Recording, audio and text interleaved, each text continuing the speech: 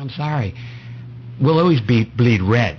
And why is that important? Well, it's the same. We all have the same blood color, but red is the color of the Bermuda flag. I will bleed for Bermuda. That's what we got to be around. We can't put our party first. We got to put the people first. And too often we've made poor decisions by just putting the party first. Yeah. Right now it's time. The people want to know they're being taken care of first. When you talk about putting Bermuda first, your colleague, Mr. Moniz, Trevor Moniz, came in for a whole lot of criticism with some of the statements he was making in reference to the Tomlinson case.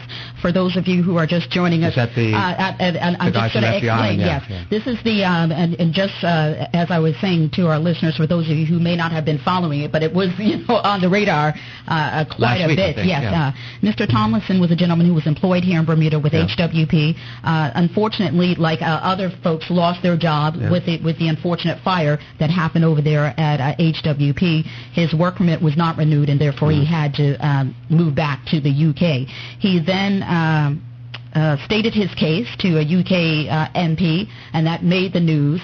He felt that he had been unjustly treated by the immigration department and was stating his case, and that's where it sort of came to light here in Bermuda. Mr. Moniz was remarking on that case, saying that he felt indeed that the couple had been mistreated. So what is your position on that? Well, first and foremost, I didn't hear his comments. I don't know what media he made those on. I didn't hear his comments. But I do know that he was on another talk show last week, so perhaps that's where they made them. Look, when I read the story in the paper, I did some research myself, as I try to do with all political issues, and it was clear to me that I didn't think the person had any grounds to stand on in that case. From what I found is that, and this is only my personal opinion, I found that the wife always wanted to leave Bermuda.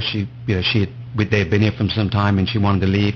I found that he had plenty of notice about his work permit not being renewed. He had tried to look for other jobs, and immigration had turned him down. That's fine, acceptable when they moved on. I think where the challenges come up now, and this is only my personal opinion again, is two young children. That he had, were leaving the island. I believe that after some time that they've left the island, the children are probably pawning to want to come back to Bermuda, the only place they know. I don't think. So you believe that the decision on behalf of the immigration department was a correct one? Yeah, and I don't think in that case. Yeah, and I haven't. I certainly, after I looked into it, I didn't waste any more time on it. We need to focus in on Bermudians and Bermudian job opportunities. And so while the gentleman is free to espouse his opinion on what he thinks, that's fine.